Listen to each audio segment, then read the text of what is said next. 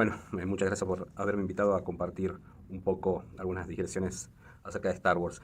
Las influencias más importantes de la saga, a mi ver, en tanto influencias recibidas por Star Wars e influencias que puede haber aportado Star Wars. En las recibidas hay que dar un poquito de contexto. Star Wars 1977, si uno va al origen de esto, está en el marco de lo que se considera una época del cine muy valiosa, que muchos queremos mucho, que es la década del 70, el cine americano de la década del 70, que yo creo que es donde, y esto es obviamente discutible, lo digo más a título personal, pero ahora lo voy a fundamentar, se da una simbiosis de lo más interesante en la historia cinematográfica o del lenguaje cinematográfico. Por un lado, hay un montón de jóvenes directores con inquietudes que se lanzan a la experimentación a partir de su aprendizaje en las primeras escuelas de cine y en el cine clásico americano, pero con las vanguardias europeas, particularmente lo que absorbieron de la Nouvelle Vague francesa. Entonces todo eso se plasma en esa cosa tan rica que es el cine clásico americano de los 70, Contacto en Francia de William Friedkin, El exorcista de William Friedkin. Hoy en estos años se estuvo hablando mucho de eso porque cumplieron las dos en 2 años, más de medio siglo, y hace poco falleció William Friedkin. Scorsese con Taxi Drivers, con Calles Salvajes, Spielberg con Tiburón, un joven George Lucas, todos eran muy jóvenes ahí, George Lucas que hace American Graffiti. Bueno, todas historias interesantísimas donde hay un uso del lenguaje audiovisual que por un lado bendecía a sus padres anteriores, como puede ser Hitchcock, John Ford, particularmente Howard Hawks, desde ya los primeros impulsores de ello a principios del siglo pasado, pero también lo que habían aprendido de Luis Buñuel, de Truffaut, de todas esas vanguardias europeas que de alguna manera empezaron, de Bergman desde ya, empezaron a mostrar que se podían romper algunas reglas establecidas dentro del lenguaje y que eso era interesante también, cómo creaba nuevas texturas y nuevas ideas. En ese marco es que surge Star Wars, principalmente por lo que es la independencia creativa. George Lucas, amigo de Francis Ford Coppola, ambos muy fanáticos del cine de Kurosawa,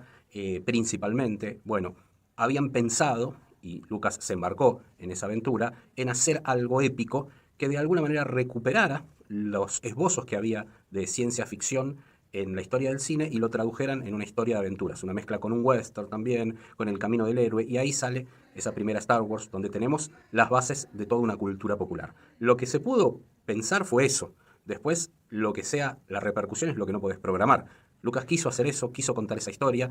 Algunos dicen, bueno, que los 7 samuráis, en términos de los duelos de espadas, de el maestro y el aprendiz, todo está muy presente en Star Wars, desde ya que sí, pero hay una película de Kurosawa un poco menos conocida que los 7 samuráis, que se llama The Hidden Fortress, la fortaleza oculta, que es básicamente el mismo plot point, el mismo guión, la misma idea que hay en Star Wars, que son una suerte de 2 mercenarios, de 2 samuráis que tienen que trasladar una princesa de un punto al otro. Entonces, bueno, ahí hay una idea rectora que toma George Lucas y que la mezcla con western, la mezcla con, insisto, algunos esbozos de ciencia ficción e introduce algo fundamental en la historia del cine y en lo que va a ser la industria en ese momento, que son el rubro de efectos especiales, algo a lo cual la industria todavía no le había prestado demasiada atención nunca y era un rubro considerado aparte. Les recomiendo ver la serie en Disney, que está ILM, de Industrial Light and Magic, sobre todo los primeros episodios que cuentan cómo crea esa empresa Lucas a partir de la experiencia Star Wars. Es realmente muy emotiva y cómo acompaña todo eso, el trayecto, si se quiere, artístico y empresario. Lucas, más que un buen director de cine, es un buen productor que pensó en esto, ¿no? Al lado, muy amigo de Spielberg también, muy amigo de Coppola, pensaron esto, ¿no? En cómo empezar a poner sus reglas de cara a los estudios, encontrar financiamiento para sus ideas. Spielberg fue el que más pesó siempre a partir de Tiburón, de cómo se la jugó y de que lo que logró con Tiburón, como cambiar el registro de la industria, logró siempre algo muy difícil en Hollywood, que es tener el corte definitivo. Que es esto que los estudios le dejaban a él en todos sus contratos, desde muy joven ya, tener el corte definitivo y la edición final de sus películas. Lucas creó directamente una empresa para producir sus películas y probablemente sea uno de los tipos que más dinero haya hecho en la industria del cine. No logró el reconocimiento artístico de los demás.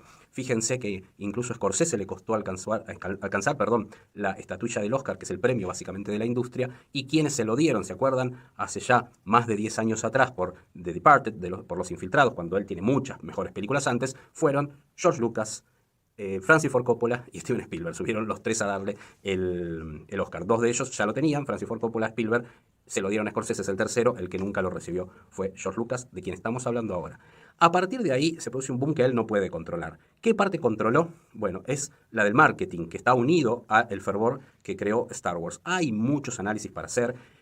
ese momento precisamente del cine, el cine de masas como tal, mucha más gente que se acercó al cine por primera vez, toda una generación, la primera generación catódica, la de la década del 70 y parte de los 60, era la generación que se crió directamente absorbiendo televisión a color, ya y absorbiendo eso. Bueno, todo eso confluyó para que se creara esta amalgama pop y que Star Wars termine siendo una expansión cultural más que una buena película. Es una buena película, pero no está a la altura de todos los otros que mencioné antes, por ejemplo, El Contacto en Francia, que es una de las mejores películas de la historia, El Exorcista mismo, Taxi Driver, El Padrino, estaba hablando de Coppola antes, bueno, no, son mucho mejor películas. Star Wars es un fenómeno cultural, y un fenómeno cultural no se puede predecir, o en todo caso no se puede producir adrede, sucede. Bueno, lo que sí, evidentemente, tuvo olfato Lucas fue que él jugó todo ahí, para que se den una idea en las cifras que se manejaban, esa película costó $7 millones.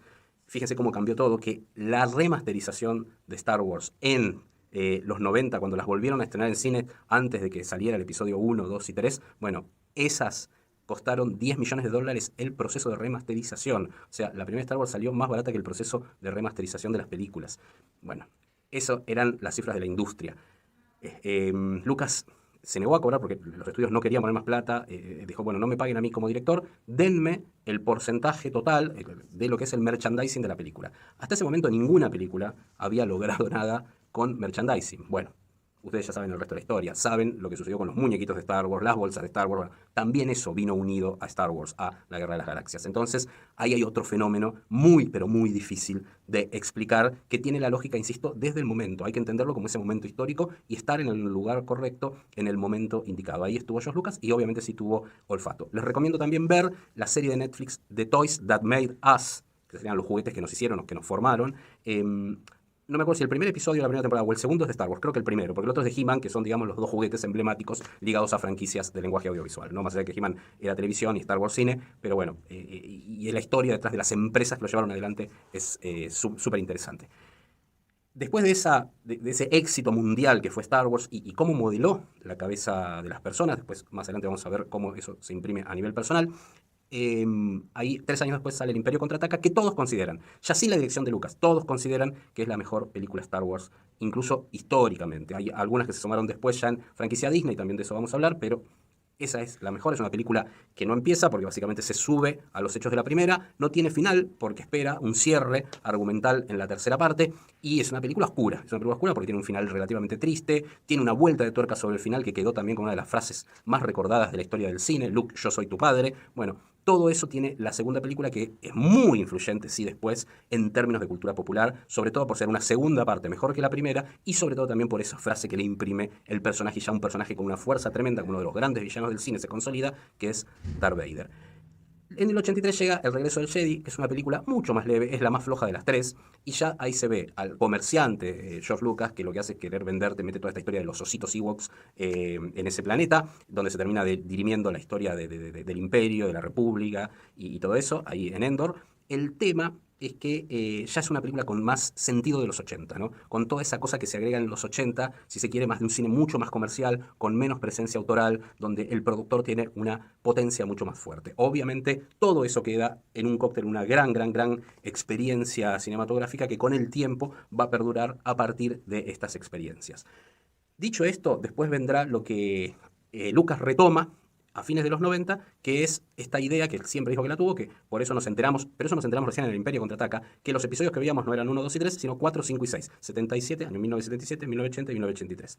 Y que era una historia que tenía una precuela, 1, 2 y 3, y también había 9 episodios, o sea que iba a tener 7, 8 y 9, pero que él quería contar el 1, 2 y 3. Y ahí es donde retoma toda la franquicia, sobre ya una base importante de fanáticos, sobre todo fanáticos nuevos jóvenes que nunca habían visto Star Wars en el cine. Las películas remasterizadas se reestrenan, se vuelven a ver con cantidad de público yendo a verlas a fines de los 90, y ahí engancha la nueva historia que se va a prolongar hasta el 2002 aproximadamente, 2005 creo que es cuando se estrena la última Star Wars, que es Revenge of the Sith, que sería la tercera parte y que vemos finalmente la consolidación del personaje de Darth Vader. A partir de ahí uno puede tomar toda esta idea de Star Wars como sobre todo una implosión muy fuerte en la cultura popular, y ahí es donde viene la incidencia principal. Pero ante todo fue una historia que tomó diferentes elementos, que hizo un mix y que contó algo muy primitivo, que es el camino del héroe, como ninguna otra historia lo había contado hasta entonces. Hay un libro del antropólogo Joseph Campbell que se llama El poder del mito, que arranca con una charla con